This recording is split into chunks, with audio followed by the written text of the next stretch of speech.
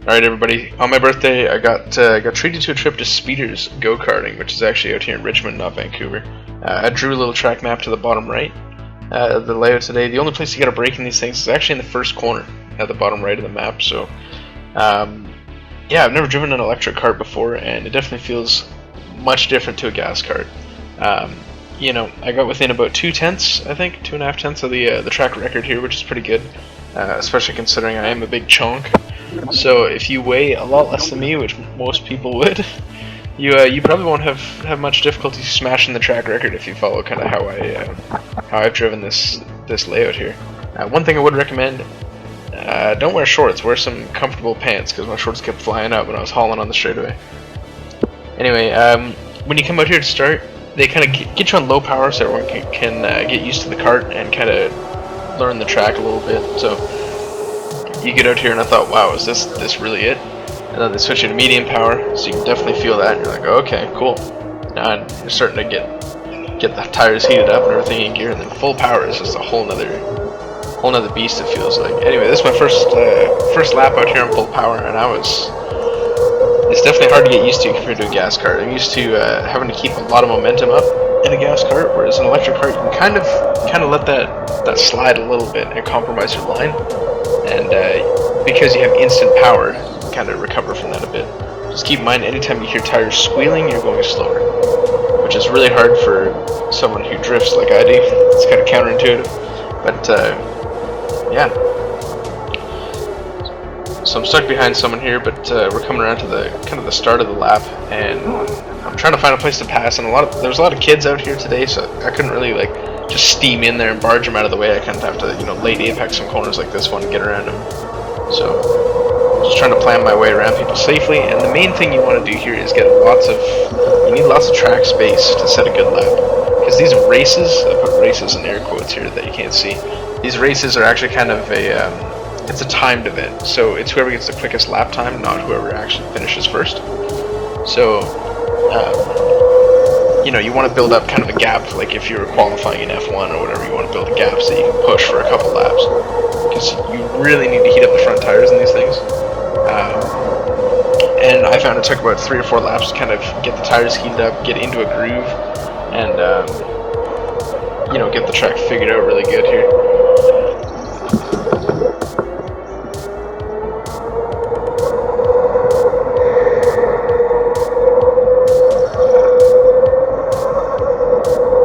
Most of the lap I just have my foot buried, and I'm always trying to pull my shorts up because the wind is annoying me. So coming here in the first corner, kind of trail brake a little bit. What I also found later in the day was if you kind of started turning in and then jab the brake, you can get it rotated really well. Right here there's a caution on track, so what they actually did is they can press a button from the Marshall stand and limit everyone's power, so that everyone's slow, everything's safe until they get the whoever spun or whatever cleared. And then they give you power again, and they just flick a switch and you're good to go again. So you kind of have to pay attention to the flags a little bit less. Definitely got on the brakes too much coming into that corner. But you can kind of know what's happening with the race without actually having to search around for flags or anything, which is really cool. One thing I really liked about this.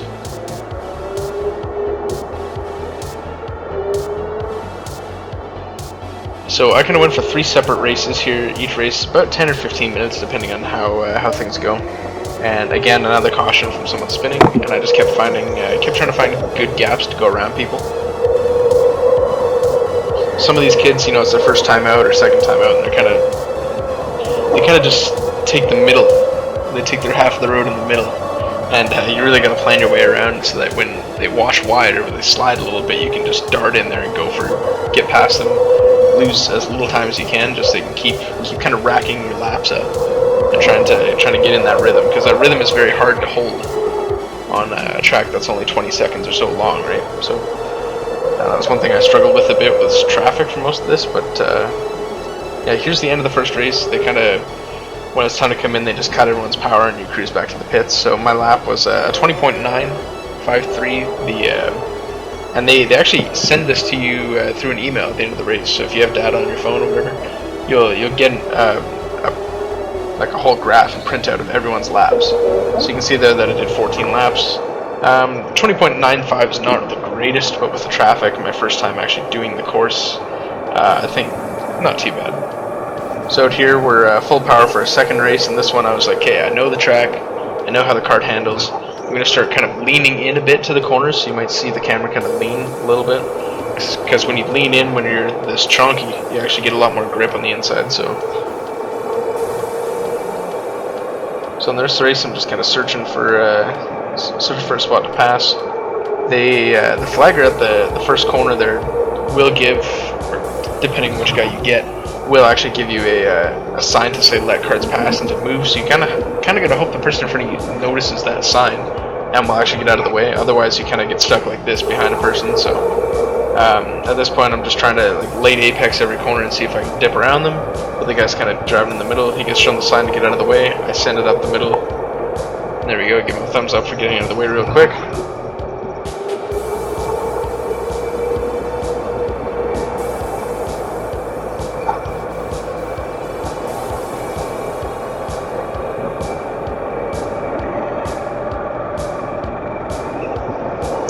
So a little tap of the brake gets the front end turned in nicely, and then around here, you can take a little bit of a wider line because you have enough room to swing out for this corner to come back in.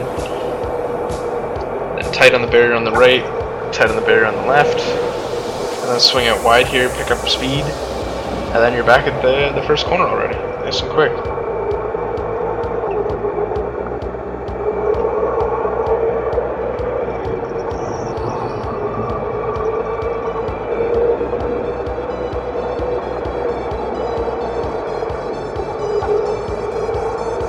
And again, in this race we were blocked a little bit, getting stuck behind people, so I kind of made it pretty obvious to the flag people that I wanted to get past. And you know, a lot of people just got used to getting out of the way into the first corner because I was back up on them again.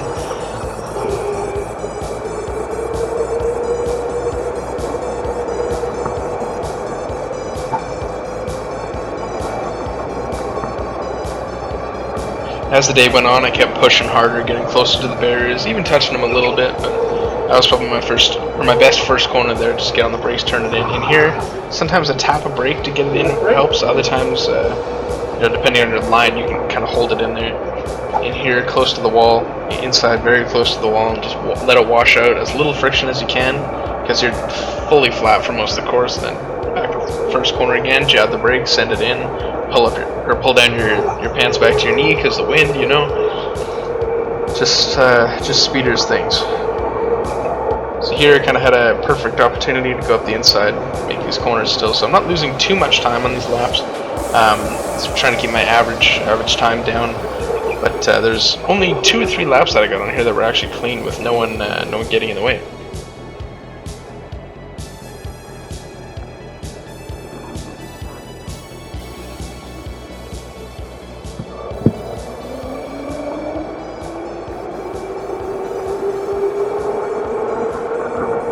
Go for it, boy. Good open track, let's go.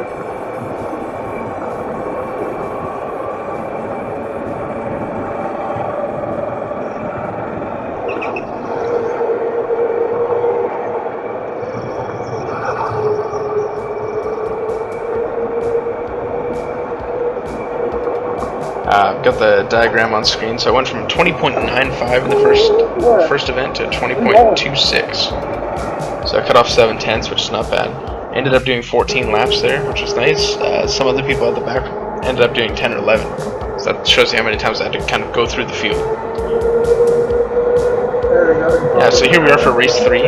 It's kind of, this one I had a lot of trouble with traffic. Pretty much everywhere I turned I was getting stuck behind some people. And the flagger guy I had for this one was not, like, was not telling people to get out of the way. Like, that guy just passed, I'm pretty sure he's brand new to karting, you know. It almost felt like I was getting brake checked, but I know it's, you know, it's his first time or whatever, so it's probably just out there learning and first time driving a kart like this or something. So here I'm hauling pretty good, trying to get as close to the barriers as I can, dab a brake, send it in. Then in here I see people, so I'm like, okay, I'll let them fight it out a little bit. And the whole time I'm analyzing the guy ahead of me to try and figure out when I can pass. Because if I just go for a late apex, I might get one, but then I'll be stuck, kind of pinched there for the second one. So in here, car spun on my left there. The camera didn't really pick it up. There was someone completely sideways on the inside, and I did not see them until I was about 5 feet away, and it was that close. So they put a caution out and they're spinning the guy around. Anyway, I had to cut a bit out there. Took a few laps to actually get that guy back on course. So now we're out here and we're going for it.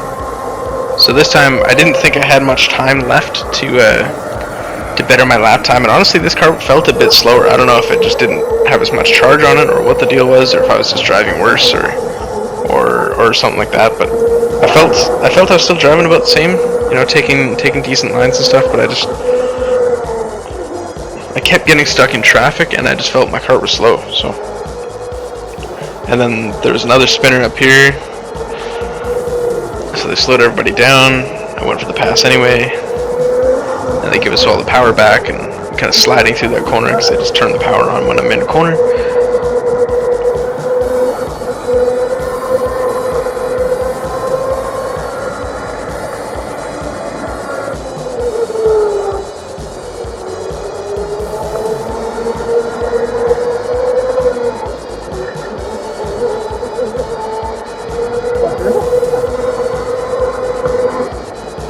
One other thing I wanted to note about this kart, it felt like the steering shaft, the kind of like bearing around it in almost what you call your dash here, it felt like that was actually kind of loose. So when I turn into the corner and try and lean, I wouldn't have, you know, trust in the wheel there because the wheel would kind of shake a little bit.